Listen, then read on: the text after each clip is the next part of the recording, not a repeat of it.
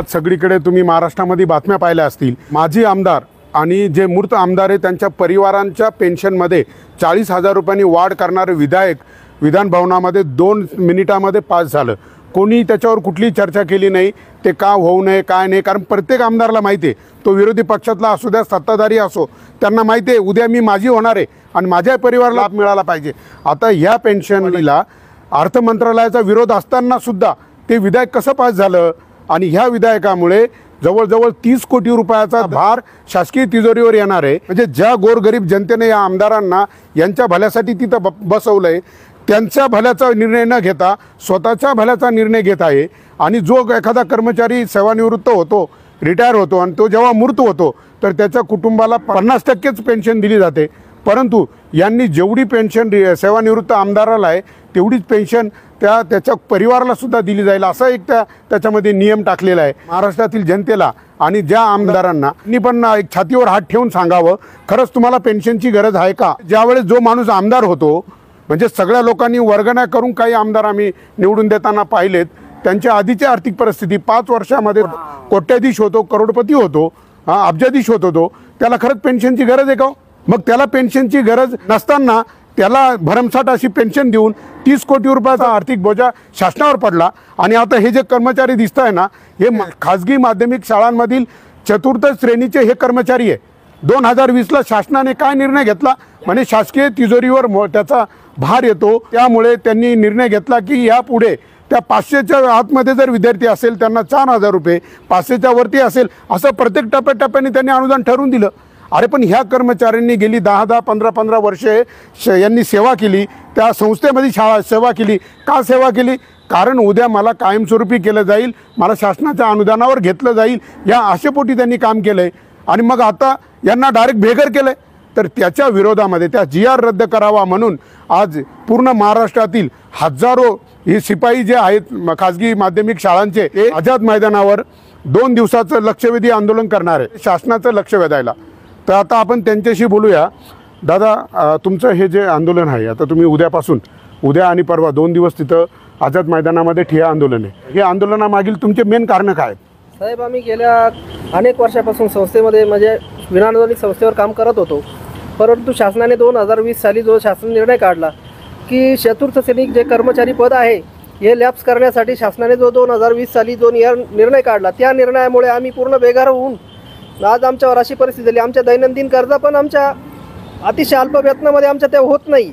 त्या विरोधात आम्ही संस्थेमार्फत कधीतरी सिनियरिटीनुसार आम्ही शासनाच्या सेवेत आम्ही सामावून होत होतो इथून मागे, पण आता इथून पुढे आम्ही या शासनाच्या सेवेत जाऊ शकत नाही। या निर्णयामुळे, या निर्णयाच्या विरोधात आम्ही शासनाच्या विरोधात 24 आणि 25 ठिय्या आंदोलन आम्ही या ठिकाणी ठेवलेलं आहे।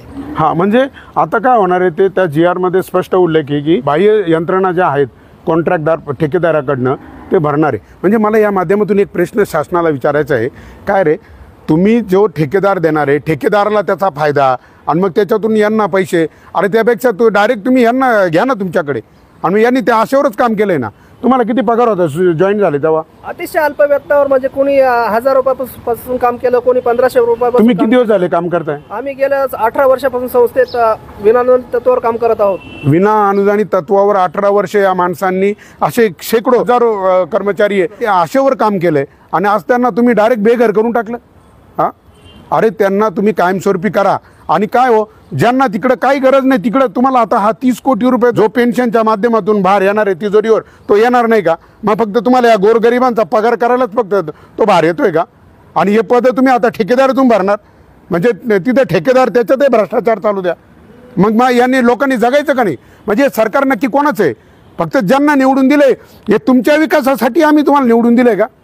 म्हणजे तुम्ही फक्त प्रत्येक वेळेस तुमचंच भलं, 2,67,000 रुपये पगार, आणि आता सेवानिवृत्त झाले का 90,000, 50,000 भेटत होता, आता 40,000 वाढ केली। हां, मग तेव्हा नाही तिजोरीवर भारी आहेत का? मग तुम्हाला फक्त गरीबाला अनुदान द्यायला?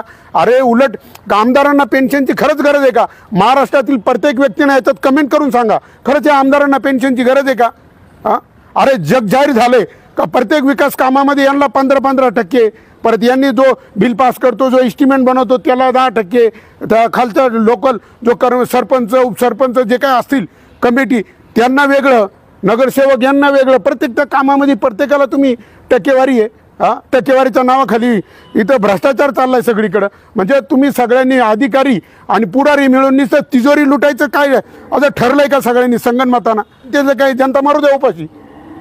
म्हणजे एकतर तिकडे जिल्हा परिषद शाळांची काय अवस्था केली तुम्ही. गोरगरिबाच्या मुलांच्या शिक्षणाचा सत्यानाश केला. म्हणजे गरिबाच्या घरात तुम्हाला कलेक्टर जन्माला येऊ द्यायचा नाही, डॉक्टर जन्माला येऊ द्यायचा नाही. म्हणजे फक्त कलेक्टर, डॉक्टर, इंजिनियर सगळे तुमच्या घरात. म्हणजे ह्या गरिबांना पुढे जायचंच नाही. सांगा ना, यांना 7 आणि 8 हजारामध्ये हे काय करतील? अरे घराचं भाडंच इकडे 4 आणि 5 हजार रुपये, आणि त्याच्यामध्ये काय करणार? अरे धुणं भांडं करणाऱ्या बायांना 14 आणि 15 हजार पगार भेटतो. यांना 7 आणि 8 हजारामध्ये तुम्ही 15 वर्ष राबून घेतलं, आणि आता त्यांना सांगता की ठेकेदारीत ती पदं भरायची. मग यांनी काय करायचं? मी या ठिकाणी या माध्यमातून या सगळ्यांच्या वतीनं, म्हणजे तुम्ही आता या आंदोलन कशासाठी आहे का? त्या GR वर पुनर्विचार करून तो GR रद्द करावा आणि यांना सगळ्यांना कायमस्वरूपी सेवेमध्ये घ्यावा. याच मागणीसाठी तुम्ही तिथे बसणार आहे ना आता? मी या माध्यमातून माननीय मुख्यमंत्री साहेबांना आणि पूर्ण मंत्रिमंडळ वगैरे त्यांना सगळ्यांना मी विनंती करतो की तुम्ही ह्या चतुर्थ श्रेणी कामगारांच्या या मागणीचा विचार करा. नाही तर अन्यथा यांनी जर उद्या बघा ते रस्त्यावर आले, आता माझ्याशी बोलताना मला सांगताना अक्षरशः त्यांना रडू येत होतं. जर उद्या ह्या दुःखातून, या नैराश्यातून जर कुणी काही बरं वाईट केलं, याला जबाबदार कोण राहील? याला शासन जबाबदार राहील, तुम्ही जबाबदार राहाल याला. म्हणून माझी विनंती आहे की यांच्या ह्या GRचा विचार करा, तो GR रद्द करा आणि यांना कायमस्वरूपी तुमच्या सेवेमध्ये सामावून घ्या. म्हणजे तिजोरीचा भार येतो हे कारण सांगितलं आहे. यांचा जो GR काढून ठेकेदारीमध्ये घेण्यासाठी अर्थ मंत्रालयाने विरोध केला. तुमच्या 40,000 रुपये पेन्शनच्या वाढीला कोणीच विरोध करीत नाही. अहो मी स्वतः अधिवेशनामध्ये आता 4 दिवस होतो, विरोधी पक्षाच्या आमदारांना भेटून पाहिलं, सगळ्यांना भेटून पाहिलं का मध्ये विधान भवनामध्ये तुम्ही लक्षवेधीमध्ये हे प्रश्न मांडा, ते प्रश्न मांडा, कोणीच मांडायला तयार नाही. म्हणजे एकमेकास सहाय्य करू, अवघे होऊ श्रीमंत, जणू तुमच्या देशामध्ये सगळं हेच सुरू आहे. अरे पण एक लक्षात ठेवा, तुम्ही ह्या जनतेचे सेवक आहे, हे सरकार जनतेचं आहे आणि आता हे नागरिकांनी जागृत व्हायचं आहे.